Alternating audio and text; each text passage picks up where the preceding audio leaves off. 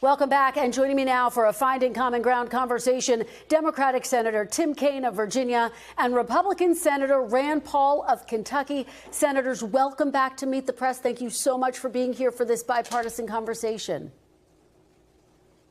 Absolutely. Thanks for having us. Thank you for being here. Let's start with Venezuela and your joint effort to limit President Trump's ability to carry out further military action in that country. Senator Paul, let me start with you. You're one of 5 Republicans who voted to advance.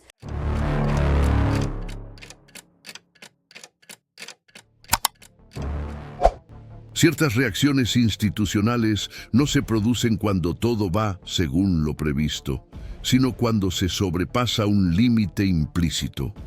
En la mañana del 18 de enero, a las 9:24, 2 grupos legislativos distintos entraron en alas separadas del Senado de los Estados Unidos. El primero, formado por senadores republicanos con mandato en estados decisivos en las elecciones de 2024, se dirigió directamente a la sala reservada del Comité de Seguridad Institucional solicitando, con carácter de urgencia, acceso a dictámenes técnicos sobre la legalidad de nuevas propuestas ejecutivas que implican la ampliación de prerrogativas en un contexto de emergencia. El segundo grupo, compuesto por parlamentarios demócratas e independientes, se centró en reuniones paralelas con miembros del Comité de Procedimientos para evaluar el impacto institucional de las recientes declaraciones del presidente, que sugieren que el Senado debería actuar como caja de resonancia de la voluntad nacional expresada por la presidencia. La simultaneidad de ambos movimientos fue interpretada por observadores experimentados como la señal más clara hasta el momento de un cambio de disposición entre los actores legislativos ante el avance del Ejecutivo sobre las competencias del Congreso. El impacto del episodio no se limitó a lo que ocurrió dentro de las salas en ese momento. Entre el final de la mañana y el comienzo de la tarde, se presentaron al menos 6 solicitudes de evaluación jurídica en comisiones permanentes. Una de ellas se refería directamente al intento de tramitar por vía rápida un proyecto que preveía la reformulación del mecanismo de activación de poderes de emergencia por parte de la presidencia, dispensando las etapas de control legislativo en situaciones clasificadas como amenaza potencial al interés nacional. La expresión nueva en el vocabulario normativo no aparecía en los dispositivos legales vigentes y fue destacada con preocupación por los analistas de la propia consultoría técnica del Senado. Internamente, el debate se complicó con la filtración de un memorándum no oficial que circulaba entre los líderes partidarios desde principios de semana. El documento, atribuido a miembros del núcleo jurídico del Ejecutivo, enumeraba alternativas para sortear los obstáculos reglamentarios considerados excesivos en contextos de acción presidencial rápida. La expresión fue recibida con reservas por senadores de diferentes orientaciones políticas, incluso entre los aliados habituales del presidente. El documento no presentaba firmas, pero su contenido coincidía con fragmentos de discursos recientes de los líderes gubernamentales. La superposición entre la retórica pública y las gestiones entre bastidores amplió la percepción de que no se trataba solo de una hipótesis teórica en discusión, sino de una articulación en curso. A este escenario se sumó, a primera hora de la tarde, la difusión de una declaración grabada del presidente en la que afirma que el Senado debe entender su papel como apoyo al proyecto de reconstrucción nacional y no como una instancia de bloqueo técnico o político. La frase, aunque pronunciada en una reunión partidaria a puerta cerrada, fue grabada en vídeo y difundida por interlocutores cercanos. El efecto inmediato fue la intensificación de las reuniones internas entre senadores, que hasta entonces habían adoptado una postura de silencio estratégico. Uno de los acontecimientos más significativos se produjo al final del día, cuando un grupo de 12 senadores solicitó formalmente a la presidencia del Senado la suspensión de cualquier tramitación de proyectos que implicaran la ampliación de los poderes ejecutivos, hasta que se concluyeran los dictámenes técnicos. La solicitud fue redactada en un tono cauteloso, sin mencionar directamente al presidente, pero su contenido fue interpretado por los miembros del legislativo como un gesto de contención preventiva. Paralelamente, los medios de comunicación comenzaron a informar de que líderes empresariales, miembros de la sociedad civil organizada y representantes de asociaciones jurídicas estaban organizando manifestaciones públicas en defensa de la integridad de las funciones del Congreso. Aunque sin una coordinación centralizada, estas reacciones contribuyeron a consolidar la interpretación de que el episodio había superado el nivel de la divergencia política ordinaria. Es especialmente valioso seguir procesos como este mediante análisis que conecten los movimientos inmediatos con los fundamentos institucionales. Si considera importante este tipo de enfoque, riguroso, contextual y sin atajos, este canal está aquí para seguir ofreciendo precisamente eso. Es en este contexto que los movimientos posteriores comenzaron a dibujar un panorama más amplio de convergencia institucional, aunque parcial, en torno a la necesidad de reequilibrar los mecanismos de contención formal del Ejecutivo. La Comisión de Asuntos Constitucionales, que había estado operando con una agenda mínima desde el receso legislativo, fue reactivada a petición de parlamentarios de ambos partidos, con un enfoque específico en evaluar los límites jurídicos de las medidas ejecutivas sugeridas en la propuesta de emergencia.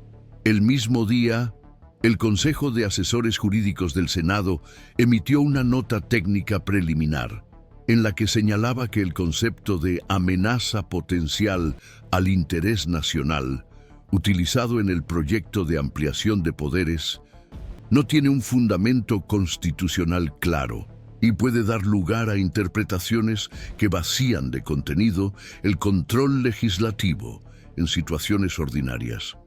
El dictamen no tiene carácter vinculante, pero su contenido fue suficiente para interrumpir, por tiempo indefinido, el avance del texto en las comisiones temáticas. A partir de ese momento, el debate dejó de centrarse exclusivamente en las intenciones del Ejecutivo y pasó a incluir el papel de los demás agentes institucionales en contener, o al menos modular, la expansión informal de las prerrogativas. La Fiscalía General del Congreso, aunque evita posicionarse públicamente sobre las disputas en curso, remitió internamente dictámenes acumulados a lo largo de los últimos 2 años sobre casos similares de tensión institucional. Los documentos, según fuentes vinculadas al cuerpo técnico, indican que existe una pauta reciente de intentos de flexibilización procedimental, siempre que el Ejecutivo encuentra resistencia en instancias formales de deliberación. Esta constatación, aunque no se ha traducido en una denuncia o en una acción directa, ha reforzado entre los senadores la percepción de que el episodio actual no es puntual, sino que forma parte de un proceso más amplio de adaptación institucional no pactada.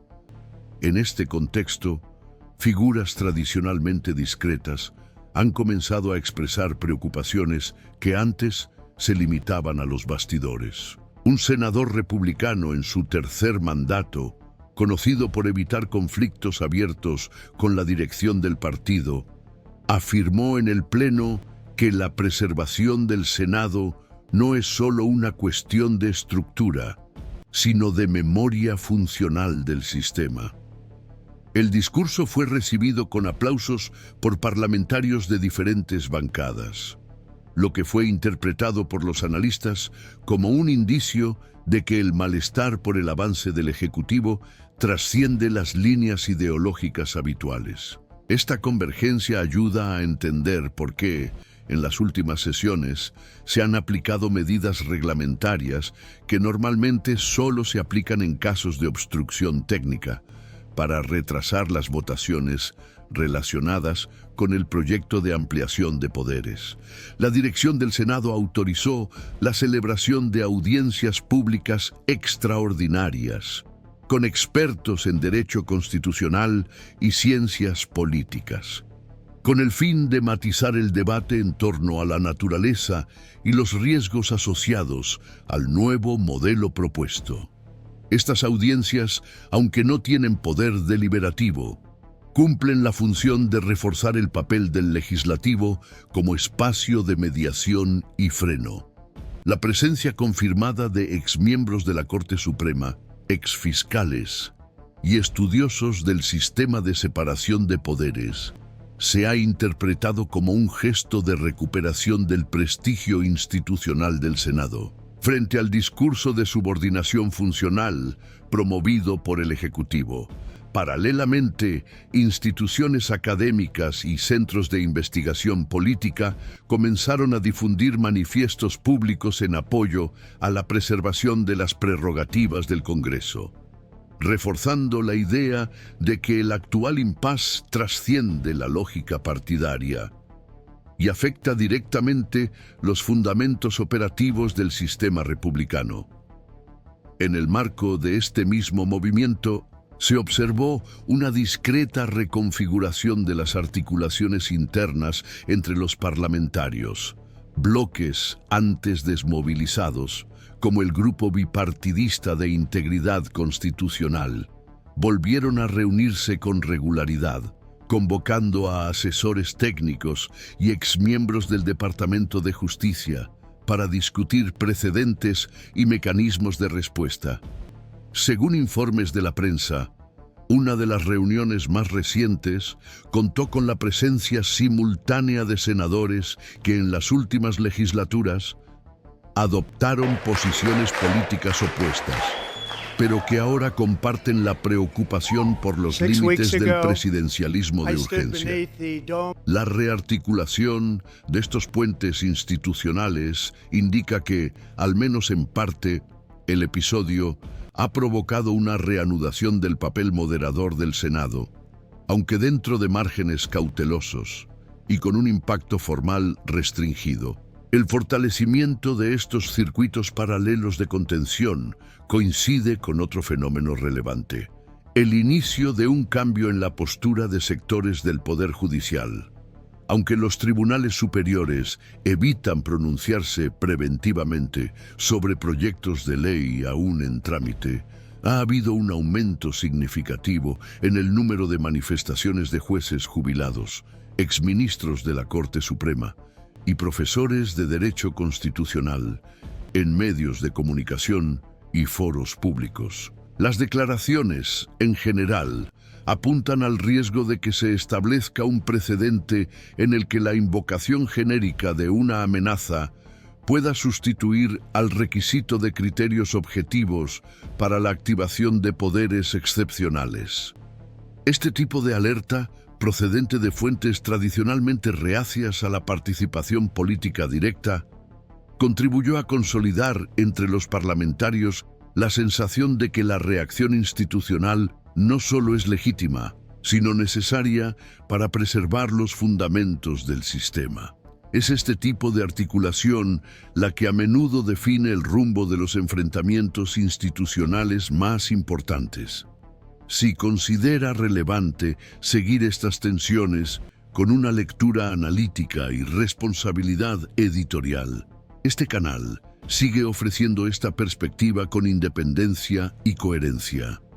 Hay diferentes interpretaciones sobre lo que realmente está en juego en esta nueva etapa del proceso. Para algunos juristas asociados a la doctrina constitucional tradicional, El momento actual no debe interpretarse como un rediseño formal del sistema, sino como una reactivación práctica de los mecanismos de contención entre los poderes, activada por una acumulación de desgaste funcional.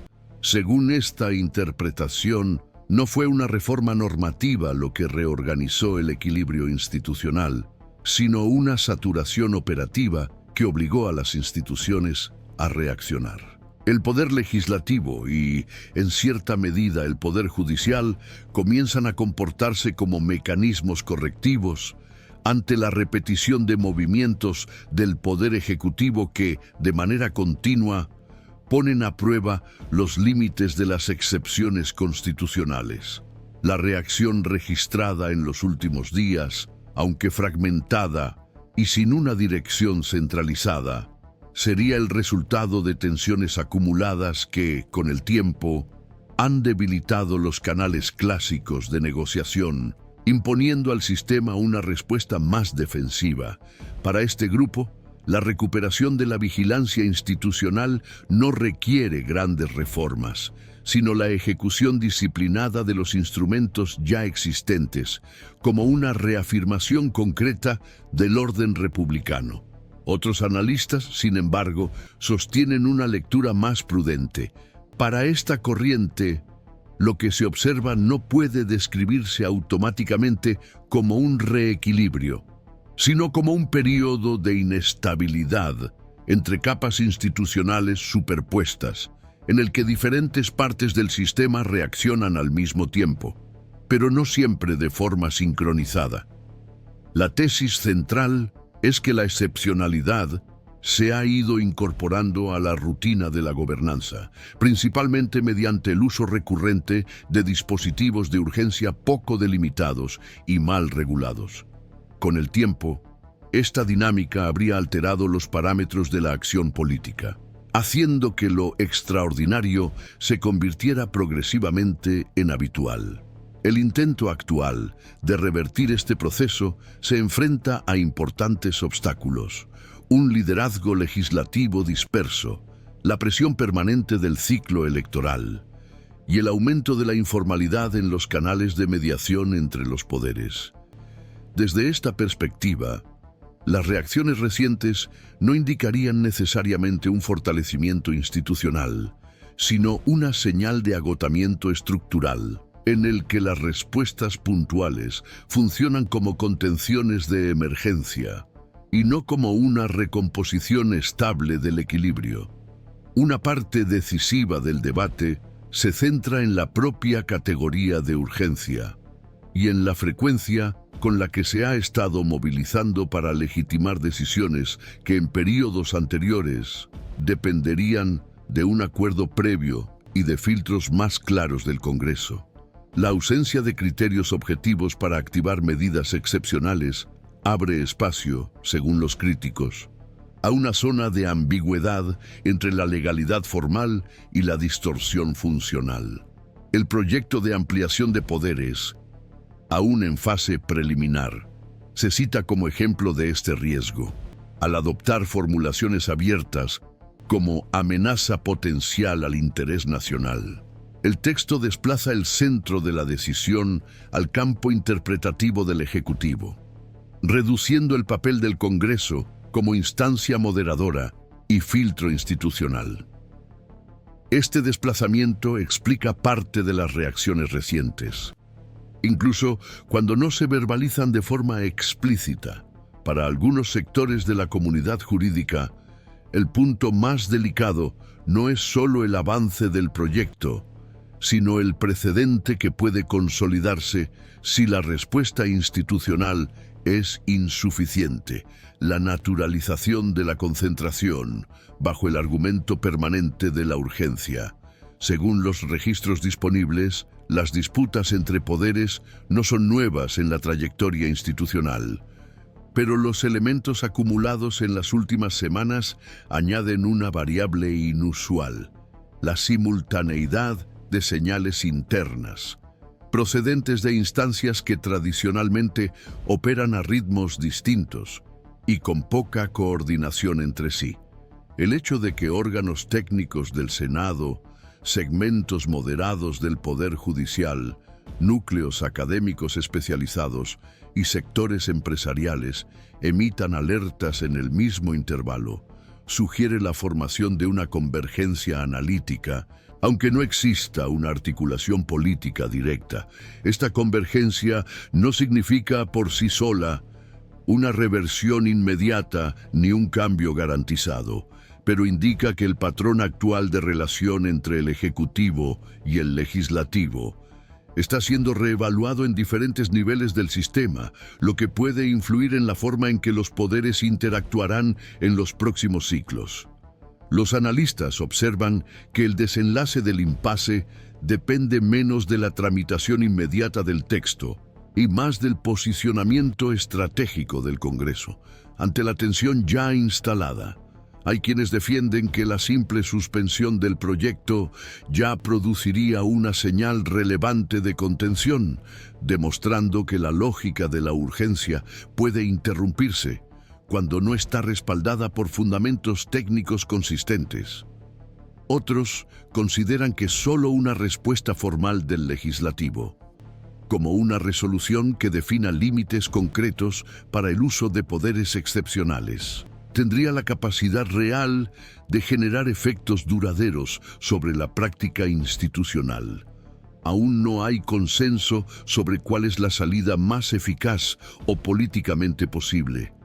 Lo que parece claro, sin embargo, es que la continuidad del ciclo de excepciones tiende a consolidarse como norma de gobernanza, con un impacto directo en la función supervisora del Congreso y en el diseño de las relaciones futuras entre los poderes. La multiplicidad de escenarios posibles no cambia un punto central: la tensión continúa y la reacción del sistema sigue fragmentada.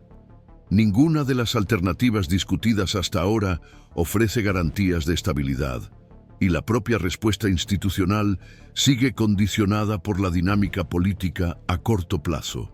Dependiendo de los próximos movimientos dentro y fuera del poder legislativo, la disputa puede trasladarse a otros ámbitos, como el poder judicial o el debate público, sin que ello suponga necesariamente un cierre formal.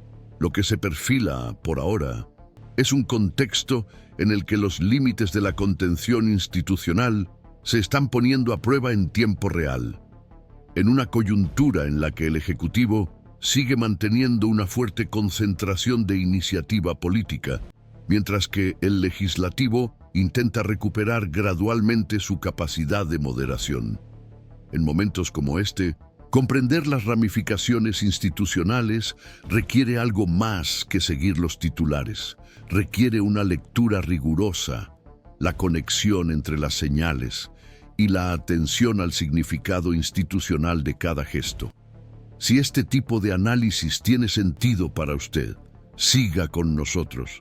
El compromiso de este canal es seguir acompañando lo que permanece abierto, con claridad y método, mientras el sistema reacciona a un conflicto que aún no ha llegado a su fin.